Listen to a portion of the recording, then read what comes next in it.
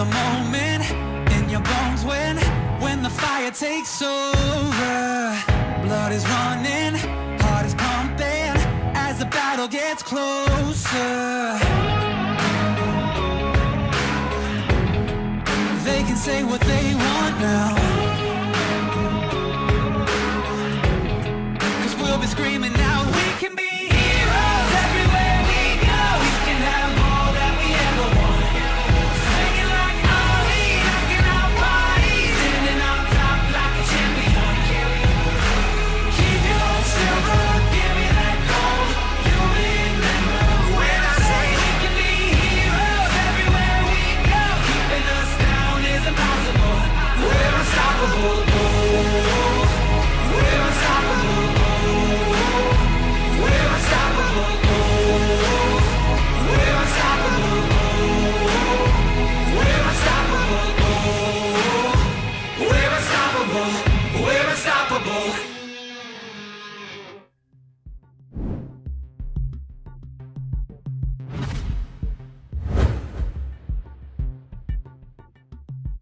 Para sa akin yung KDA kasi hindi naman siya kailangan isipin parate dahil na porket sa KDA dun babasehan yung laro mo.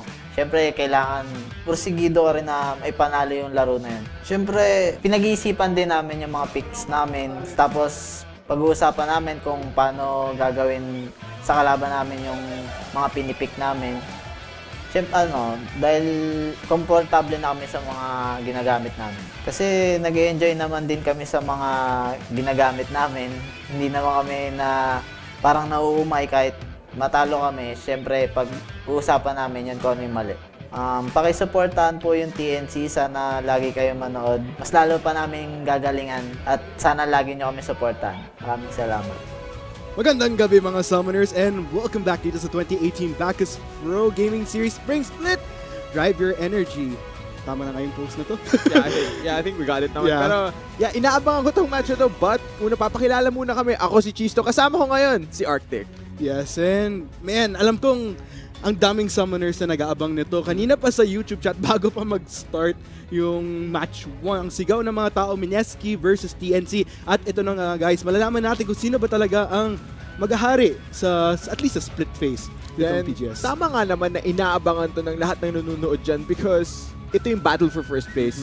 Arguably, two of the best teams at the moment sa Pro Gaming Series, and looking at the run that TNC has so far, walang magsasabi at the start of the split na wow, magto-top 1 yung TNC, pero look at where they are at now. Parang personally I am surprised, but they have shown that they have been improving throughout the weeks. They've only gotten better since week 1, pero ito na siguro yung pinakamahirap na exam nila kasi ang kaharap nila arguably still the best team in the Pro Gaming Series, MSK. And I'll have to agree with you there, Chisto. Talking about MSK though, I mean, with the two Korean imports on their side, June as well as Gary, this is probably one of their best splits yet, and it's just been a pleasure to see MSK in the state right now. Pero finally, dito na talaga magkakaalaman, as we've been saying, as to which, this is like a gauge in a way as to how playoffs will potentially go as we head up higher and higher. Gaya nga nang nakikita nyo sa standings ngayon, si TNC Pro Team, very comfortable sa first place spot right now at 11 points, followed by their current opponent, which is TNC at 9 points. So, ito ang chance ng MSK na overtaken tong TNC Pro Team kung mapupull off nila ang... They have to go for a 2-0 to overtake TNC. Going 2-1 could equal out the board. Anything other than that will leave TNC sa top ng board. Yeah, pero syempre nga, kahit nandun sa pinakataas na spot yung TNC, hindi sila pwede maging kampante kasi sobrang hirap labanan nitong MSK. I mean, MSK, we've always known them one of the best teams in the Pro Gaming Series historically as well. And now, gaya nga ng sinabi ko, ito na yung pinakamahirap na test ng TNC this split.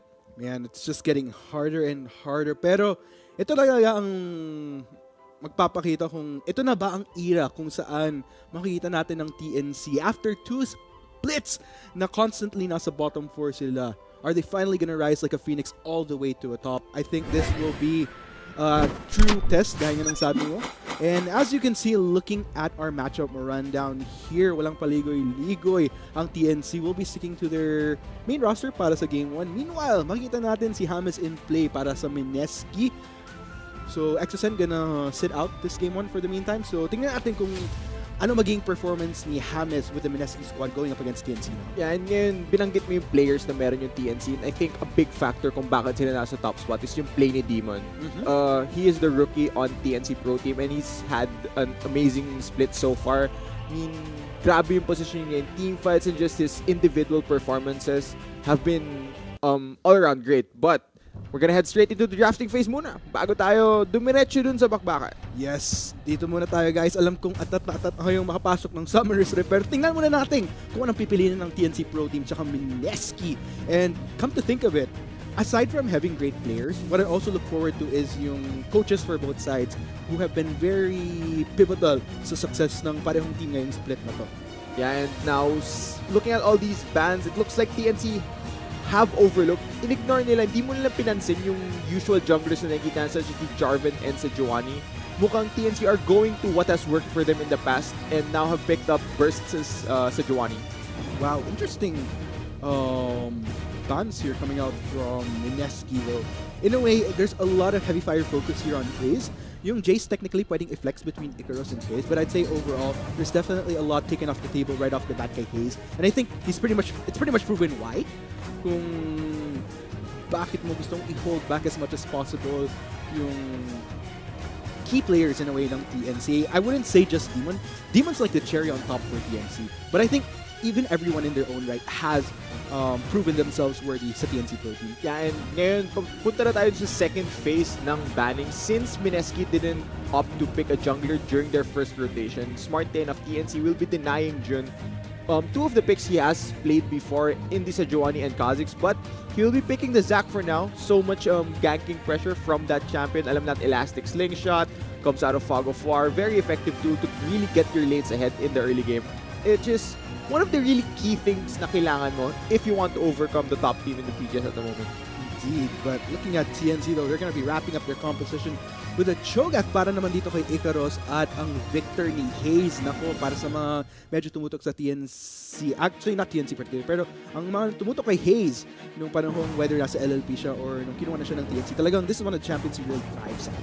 Yeah, and especially Victor has been buffed recently, so I think that will help him a lot, especially facing off against James' Talia. He'll need to clear mid lane over and over because Talia will just constantly shove him in the early game. And once James is able to shove him in constantly, I think that will enable him to roam to the other lanes. And maybe yun yung magbibigay ng edge sa Mineski na lumamang laban dito sa TNC. Speaking of advantages, Chisto, since meron na tayong clear idea kung anong compositions ng both sides, what are your thoughts on who you think might actually thrive at the end of the day as early as pick and ban? I think paunahan na lang sila dito. But for the early game, I definitely have to favor Mineski just because their lineup has more ways to pressure TNC during the early stages. Looking at TNC, they have super late game scaling champions and not a ganking jungler. So, just like previously, I think magiging passive muna yung early game ng TNC where itatry muna nilang i-deny yung pressure na kayang i-apply ng jungler ng Mineski. It's actually not a surprising strategy from TNC at this point kasi nakita nga natin yung, ito yung sinasabi ko every time I get the opportunity na i-cast from TNC na they're almost like the silent predator earlier on. Tapos, once they know na nasa punto sila na kaya na nilang lumaban, they can start making plays, they just perform magically. So, we'll just have to see how that ultimately goes down. Kasi Mineski nga naman ang katapat nila, who is arguably, as far as rankings go, yung kalaban nila as who could be top 1. Pero, I guess malalaman natin yan as we head on to Summoner's Rift.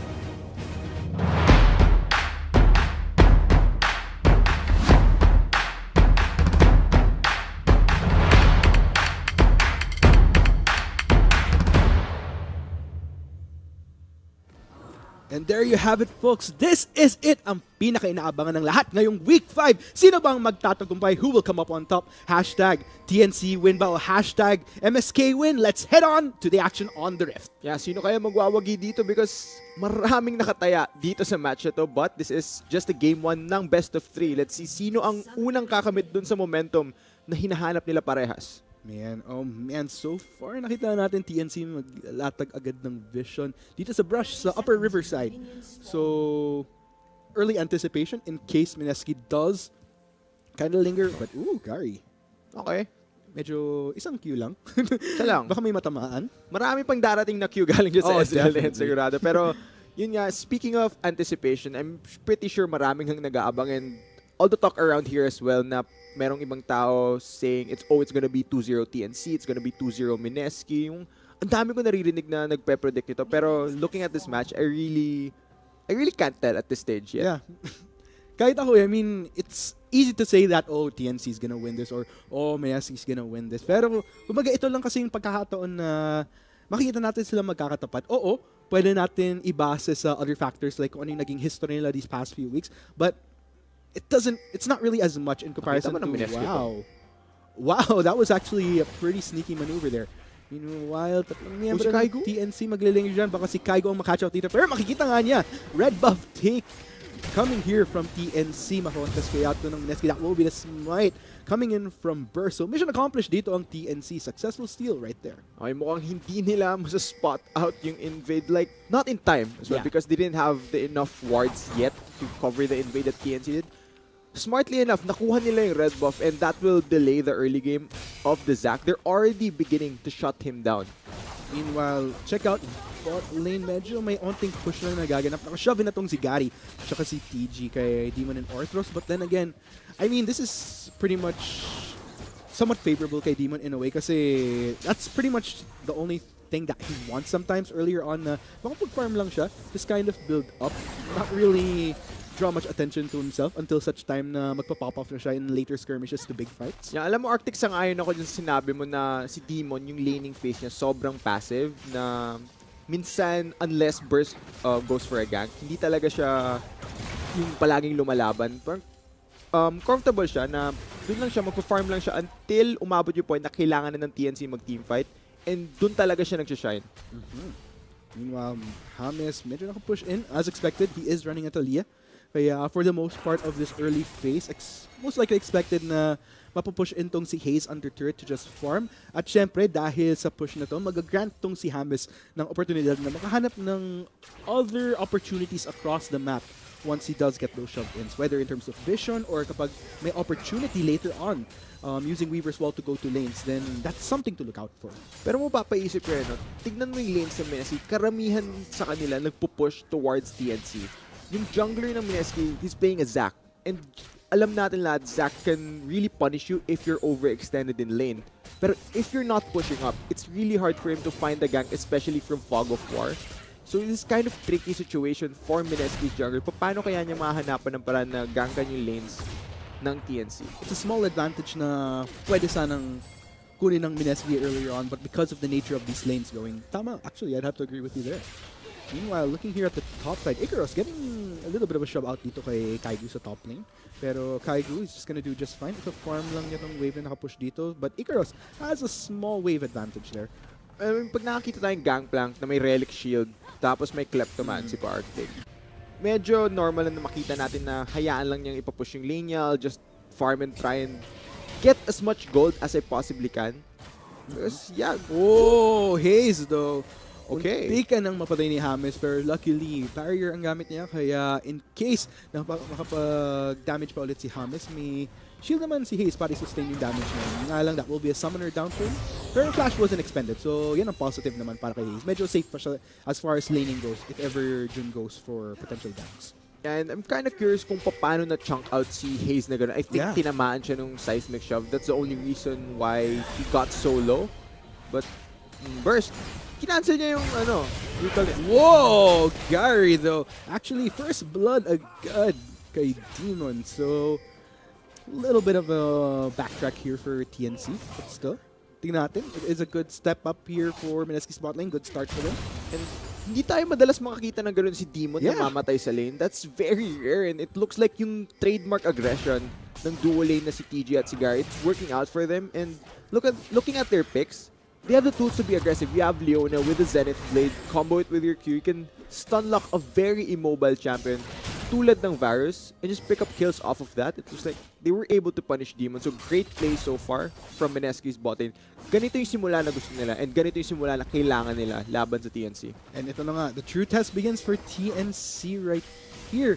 Especially for the players na medyo expected na nating mag-perform as of yung performance nila these past few weeks. So, meanwhile, first though, elastic slingshot galing kay Jade and TG gonna go in on to Burst. Makakatakas na ba siya? That's 4 members. Actually 3. Okay, so I guess Burst will be a-okay. Okay, ang swerte ni Burst dun na he was able to successfully flash over the wall. I think sobrang hirap na mag-flash over that area specifically. So luckily enough, he didn't go down for Mineski's second kill. Yeah, that was yung medyo chunkier part nung bilog ni Dragon. So that's pretty good for TNC as much as possible. They want to avoid yung mga casualties na ganito. I mean, we already, nakita naman na natin, may first blood na towards bot lane. Yeah, and now binanggit mo before na merong mga ine-expect na mag-perform na player galing sa TNC.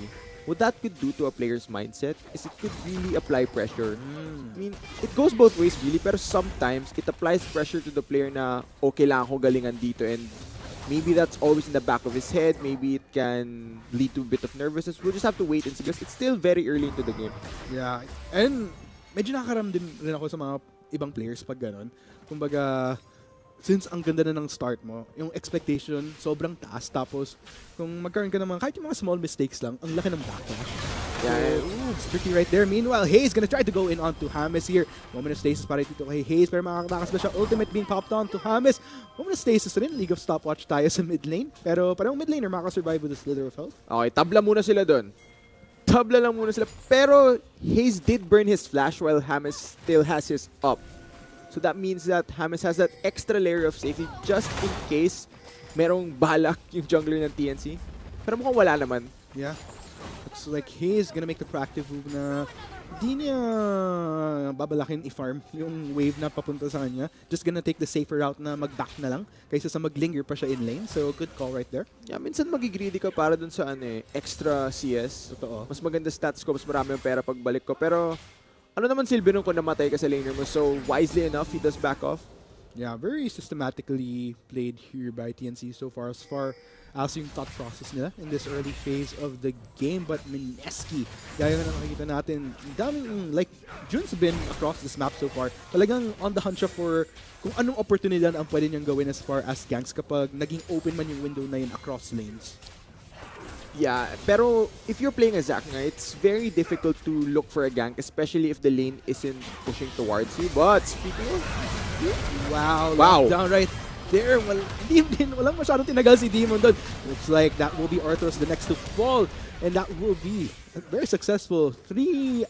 Sasabihin kong 3-man collapse, pero 3.5 kasi kasama yung ultimate ni Kaigu. So, great job by Mineski. Going for that kayo dive. TNC. Casualty. Meanwhile, Kaigu trying to walk away. That's gonna be the knockup coming in from Icarus. Patuloy pa rin hinabol ni Burst. Flash away. Dragon form na tong C. Oh no. Pero, takes quite a bit of turret damage. Miscalculation there coming in from TNC. Pero hindi na patay ni Icarus si Kaigu. Will survive with a slither of health, but that went wrong for TNC without a doubt. Pero andito na rin si James. Gonna clear out Icarus here for the final blow. One more hit and down he goes.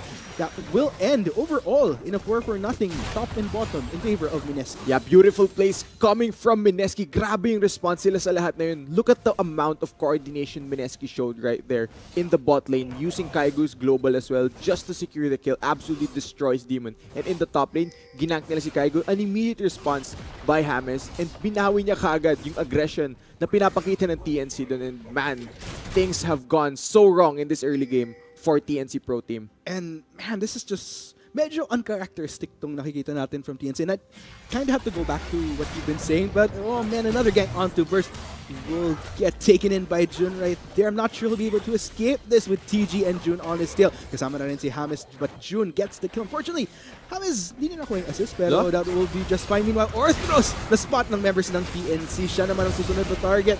That is gonna be the hold coming in from Demon. That's gonna be a hold as well coming in from TG. Para hindi basta-basta makakapag-follow up tong si Demon. That's gonna be the stun double kill para dito kay James again. Wow, 3-0 in favor of Mineski. This activity, amazing. 8-0 na 10 minutes pa lang yung laro. Mineski are using the tools they have in this early game, and I think TNC, hindi sila sanay na ganito ka-aggressive yung kalaban nila. TNC, they play a bit too passively, and now Mineski, pinapunish nila yung TNC. Obvious na Mineski, without a doubt, they did their homework with how they're gonna be going up against TNC. And that's actually really good maneuver that they're going for here. Kasi, gaya nga ng sinasabi natin, a lot of the times we see TNC, if di man sila maging proactive, they're gonna be in this position na medyo chill lang sila. So, with that kind of chill atmosphere coming in from TNC, we do see attempts. Kaya lang, none of which have led to anything fruitful. And ito yung sinasabi ko na, bumabalik tayo sa sinasabi mong mindset na, I think it's a mix of Mineski definitely performing well, knowing what they need to do, plus TNC. I wonder if it's the nerves at the same time. Kasi this is probably the most awkward I've seen TNC play across the map so far. Yeah, and speaking of nerves, hindi ito yung oras kung hindi pwede mag-tilt yung TNC dito. Especially at this stage because, look, it's only 11 minutes into the game. Mineski is already up 5,000 gold. That's very hard to pull off in a professional setting because that just stems from the amount of proactive plays. But speaking of proactive plays... Wow, that will be a full collapse coming in from the members of Mineski again. Look at that decision-making right there. Very precise with all these gangs so far, and di man lang nabigyan ng chance si Hayes na makareact. Oh, TG? Medyo safe siya dun, pero yun nga, hindi nga binigyan ng chance si Hayes na mag-react. But you mentioned decision-making. I think, as far as decision-making goes, sobrang simple na nasa utak ng Mineski ngayon. It's just go in, pick up the kill, get out. Exactly. That's literally what they're doing in this early game. Inaabuso talaga nila yung lead nila eh. It's almost like a drive-through that we're seeing here coming in from Mineski. Go to lane, get a kill, just go out and see what pang trades ang pwedeng makuha across the map. And I gotta say, this is beautiful rotations coming in from Mineski overall. And cherry on top right there, first dragon of the game. Mapupunta sa Mineski uncontested. And I think at this point, safe to say na wake-up call to para sa TNC. Without a doubt. Ito yung sinabi natin na magiging final exam nila para talagang patunayan na they deserve to be in the top spot in the PGS. Pero Mineski is definitely a tough opponent for them, and I think at this point, TNC naiintindihan na nila kung bakit Mineski ngayon regarded as by most the best team in the pro gaming series. I'd have to agree with you there, Cheese. And man, look at the goal difference. Take note, ladies and gents. 13 minutes pa lang tayo, pero naglinger na tayo sa almost 7,000 of a gold lead. That's massive. You're gonna consider where we're at this game right now. Yeah, and mukhang walang signs na babagal yung pagtaas ng gold lead na yun, Arctic. The way that Mineski is playing, super aggressive, grabe yung sipag nila in going for these plays. I really don't think na mapipigilan ng TNC to unless something really miraculous happens for them. Indeed. Hopefully, we'll have to see if TNC can come back from this massive deficit na nakikita natin so far. And man, meanwhile, nakapag-rotate na tong bot lane ng Mineski. They're gonna go for this top side. And mukhang very easy take on this turret as well. So, with these early takes on turrets, mas lalong malilimitan yung TNC sa mga opportunities na pwede nila magawa to keep, at least, try to keep up with Mineski at this point. Kasi, at this point in the game, ang dapat iwasan ng TNC na i-avoid tong Mineski sa pag-pick up ng gold. Because if that gets bigger and bigger, then I kind of don't want to say it, but it's... Ooh, look at the damage there. But yeah, hopefully it won't be the case na dumating sa point na mag-skyrocket yung gold ng Mineski to the point of no return para dito sa TNC. Yeah, and papalapit na nga tayo dun sa point of no return na yun. Palapit na yung 10k gold lead ng Mineski. And with this Rift Herald, feeling ko talaga lalaki lang lalo yung lamang ng Mineski. And this is just crazy. It's almost one-sided, but I want to try to look at opportunities that TNC can take. It's just that Mineski is being so proactive that those windows of opportunity have been pretty much smacked out. Hayes, meanwhile, will get quite a bit of damage there. Coming in from Hamis, TG actually positioned there. Potentially would have gone for the response if ever anything happened. Rift Herald summoned in by June. Mukhang mid lane ang pakay ng Mineski dito. Weaver's Wall para i-cancel out ang defense ng TNC para i-salvage ang turret na to, and all outer turrets will be down para dito sa TNC Pro Team. Yeah, and gusto kong balikan yung punto mo na you wanted to talk about ano yung possible windows ng TNC para bumalik sa game na to. Siguro they can look for a pick with Chain of Corruption, chain that with all of their damage. Parang if anybody from Mineski gets caught out, that will buy TNC a bit of time. Pero yung window na yun, paliit na eh. The way that Mineski is playing at the moment, they're just shutting down all the options that TNC has. So what I like about Mineski is they're pretty much playing by the numbers here. Kumbaga, gaya ng sabi mo, it would be a nice opportunity para dito sa TNC if may... Okay, I'll hold off right there. Hayes, 4 members of Mineski go straight at him, gets decimated. June gets the kill. Mukhang kailangan flash out itong ni Burst para hindi siya maging next target ng Mineski. 1 kill so far. Papunta na dito si Icarus. He gets speed up with the Righteous Glory. Mahabol ba ito ng TNC to go to salvage kills? The rest of Mineski, a lot of low health bars will be flashing out though, Gary. And yeah, mukhang makakatakos naman itong Mukhang Mineski. nag-flash sila lahat dun kaya sila nakatakas. Pero yun nga, the way that Mineski is playing, man, super aggressive. And I actually think TG predicted that Hayes would flash that direction, so he landed his Zenith Blade after that beautiful prediction. Now, will we see an AD carry 1v1? Potentially, that's gonna be true shot. Barrage fired out at Demon. Ang sakit ang damage ni Gary. And I think sa huli nating gold check individually per player, si Gary ang pinakamataas ngayon para sa Mineski. I was actually expecting maybe it could be Kaigu, but it was, the last time we checked, it was Gary. Yeah, and ngayon talaga, hindi ito yung inasahan ko na magiging performance ng TNC going into this game. Talagang marami ng tanong na lumalabas para sa TNC. They're down so much at this stage, it's really hard to point out what they can do to get back. Actually, I'd have to agree with you there, Chisto, as far as yung expectation na it wouldn't be this as one-sided kasi by history ng past few weeks para sa Mineski and TNC, TNC has reaped much more wins than Mineski without a doubt. And kumbaga, you'd think that, okay, kung sakaling mag-head-to-head nga, at least yung very even yung scoreboard, yung both teams would kind of know what to do, but TNC, they're a tad bit lost and behind in this game. Yeah, and speaking of what TNC can do, I mean, meron silang positives sa lineup nila. If it does reach that point na tumagal yung laro, they have a Varus, they have a Victor, so much late game damage, pero para umabot doon, they have to deal with Jun jumping from Fog of War because TNC has almost zero vision at the moment. They have to deal with TG's aggressive engages. They have to deal with a fed Gangplank, a fed Ezreal. Sobrang daming factors na magpipigil ng comeback ng TNC. It's just such a difficult situation for them.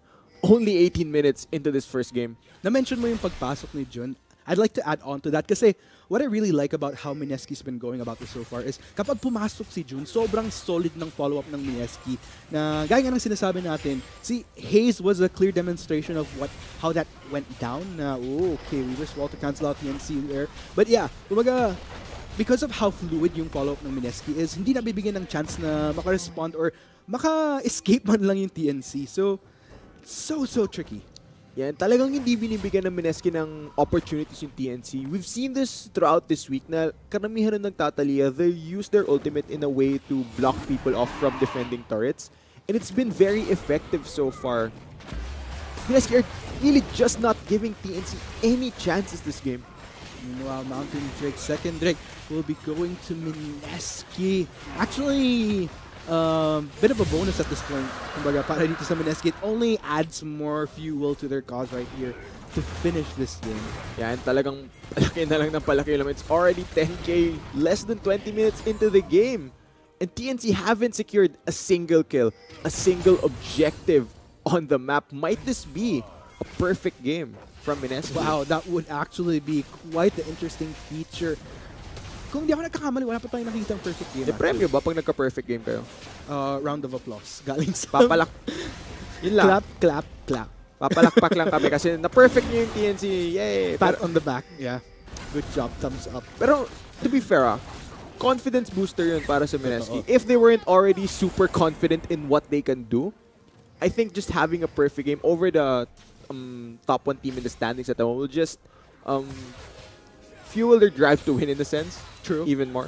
Tsaka, it's actually great that you brought up yung jitters kanina for TNC. I think dito na rin lumalabas yung difference nung medyo fresh na roster in comparison to team like Mineski that's pretty much been in it in the PGS for so long. Oo, may mga imports sila na bago dito sa scene in particular. Pero June and Gary, they bring their own respective experience to the table.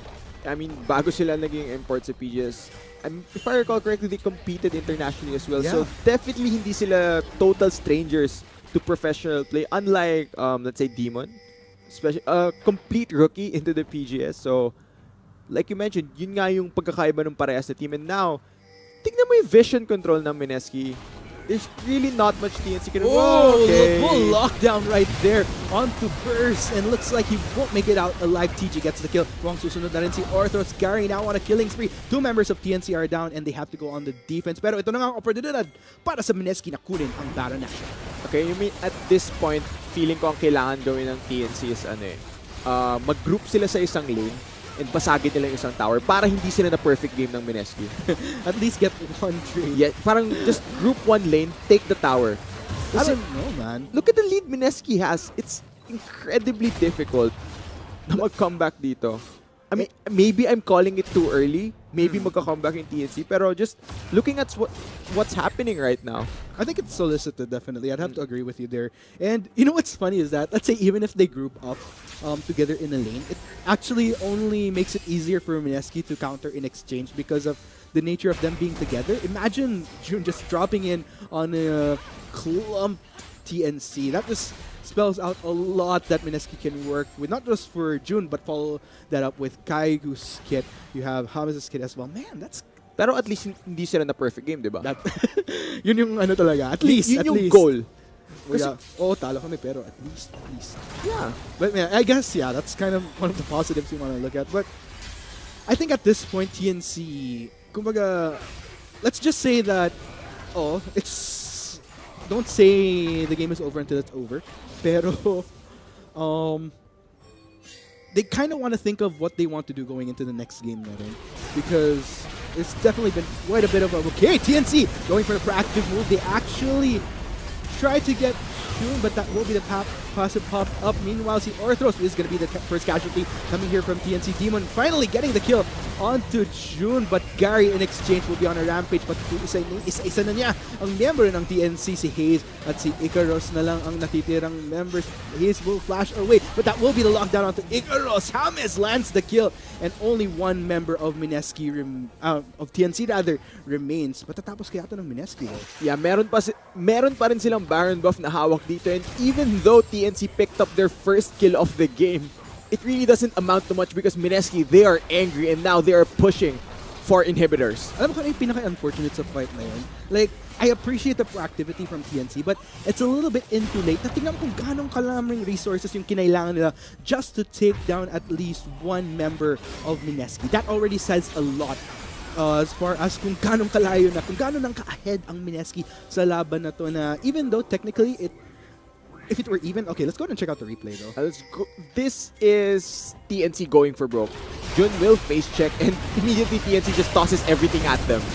But at this point, even if you get an engage like that, napakalaki ng lamang ng Mineski na they can just turn any fight around, and especially in a choke point like this.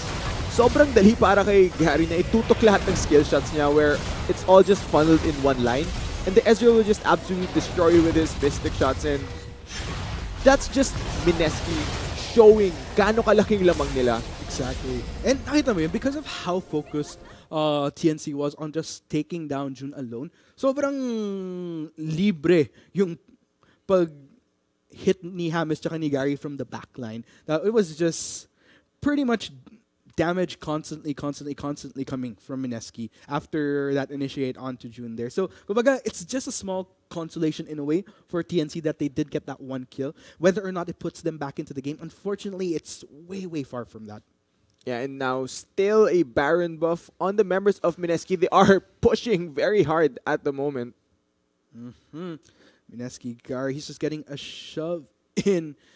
Man, I mean, kahit dalawa sila, I don't Exactly. think matatakot si Gary na umabante na lang dyan. He just walk up to you, point his skill shots at you.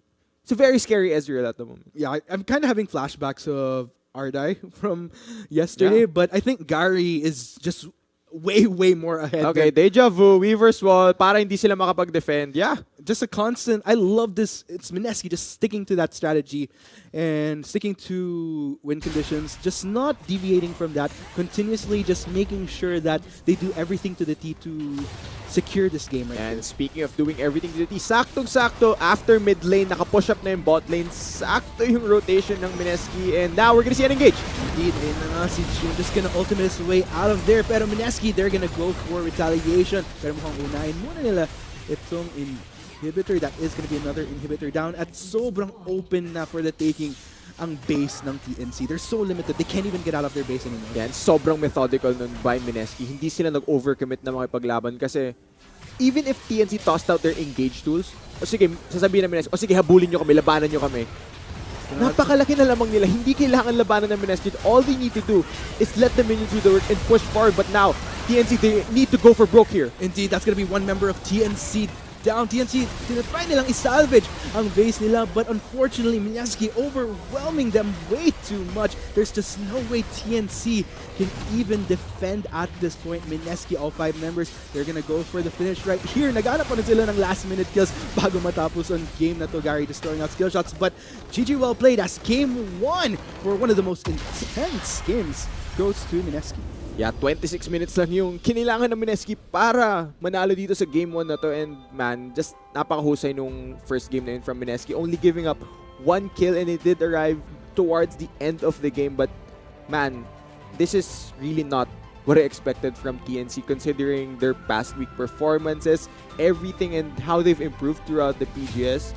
Just, they need to really adjust and adapt for game 2 because it looked like MSK is absolutely stomped them in that first game. I just want to say, like, I mentioned intense, like, not necessarily intense na equal, but that was an intense stomp right there coming from Mineski. And admittedly, like, I was really expecting and hoping for a better performance galing sa TNC. Unfortunately, it really didn't work out right there. Pero I think it's just a combination of TNC not really performing the way that they did no mga previous weeks. Combine that with Mineski, just how impeccable they played yung game 1 na yun. Yeah, and gaya nga na sinabi namin, ito yung final exam ng TNC if they want to prove that they are the best. Tignan natin, papasa ba sila as we take a short break before we head on to game 2. We have been your shoutcasters. My name is Cheesto, not Cheetos, and kasama ko si Arte. We'll be right back. Isn't towards you, but speaking of... Wow. Down right there. Walang masyadong tinagal si Demon doon.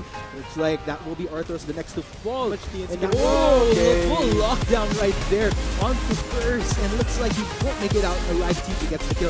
Susunod na rin si Arthros. Gary now on a killing spree. 2 members of TNC are down and they have to go on with the movement because it's definitely been quite a bit of a... Okay, TNC going for the proactive move. They actually tried to get June, but that will be the passive pop up. Meanwhile, si Orthros is going to be the first casualty coming here from TNC. Demon finally getting the kill onto June, but Gary in exchange will be on a rampage. But isa na niya ang member ng TNC, si Hayes at si Icarus na lang ang natitirang members.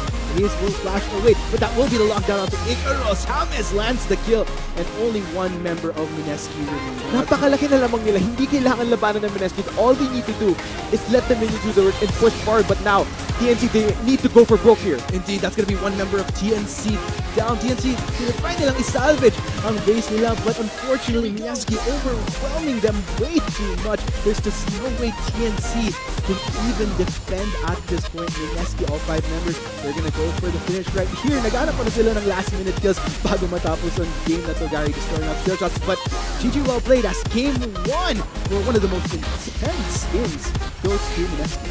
Yeah, 26 minutes.